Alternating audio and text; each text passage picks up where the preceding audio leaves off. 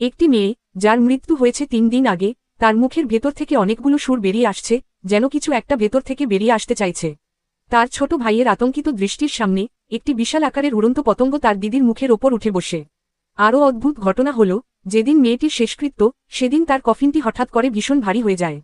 কয়েকজন শক্তিশালী যুবক মিলে সমস্ত শক্তি দিয়ে চেষ্টা করেও কফিনটি তুলতে পারছিল না। মনে হচ্ছিল যেন কফিনটির ওজন হাজার হাজার কিলোগ্রাম। ঠিক তখনই মেয়েটির বাবা সেখানে পৌঁছান। গাড়ি থেকে নেমে তিনি দেখেন যে একটি ভয়ঙ্কর প্রেতাত্মা কফিনের ওপর দাঁড়িয়ে আছে। বাবা পাগলের মতো দৌড়ে এগিয়ে যান এবং একটি অস্ত্র দিয়ে প্রেতাত্মাটিকে তাড়ানোর চেষ্টা করতে থাকেন। এই সময় তিনি দেখেন যে তার মেয়ের কফিনটি নড়ছে। তিনি বিশ্বাস করেন যে তার মেয়ে এখনও জীবিত।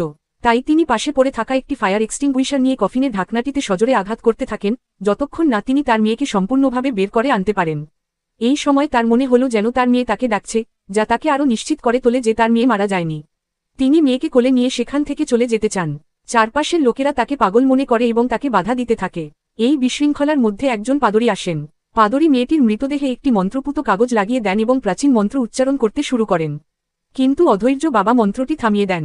মেয়েটির মৃতদেহ ধীরে ধীরে শূন্যে ভেসে ওঠে। তখন সবাই দেখতে পায় যে সেই প্রেতাত্মাটি মেয়েটির মৃতদেহে নিয়ন্ত্রণ করছে এবং তার দিকে উড়ে যাচ্ছে। পাদরী আবার মন্ত্র উচ্চারণ করতে থাকেন। চারপাশের লোকজনও এই দৃশ্য দেখে হতবাক হয়ে যায়। মন্ত্রটি শেষ হওয়ার সাথে সাথে প্রেতাত্মাটি নিয়ন্ত্রণ হারিয়ে ফেলে এবং মেয়েটির মৃতদেহ দ্রুত নিচে পড়তে শুরু করে। বাবা তাড়াহুড়ো করে মেয়েটিকে ধরে ফেলেন এবং তাকে হাসপাতালে নিয়ে যান। অলৌকিকভাবে মেয়েটি সত্যিই বেঁচে ওঠে। ডাক্তারও বলেন যে তার সমস্ত জীবনীশক্তি স্বাভাবিক হয়ে গেছে। আসলে বাবা তার মেয়ের পরিবর্তে শয়তানের দ্বারা আক্রান্ত হয়েছিলেন এবং নিজের জীবন শেষ করতে তিনি ছাদ থেকে লাফ দেন। মেয়েটি সম্পূর্ণ সুস্থ হয়ে ওঠে এবং তার মা ও ছোট ভাই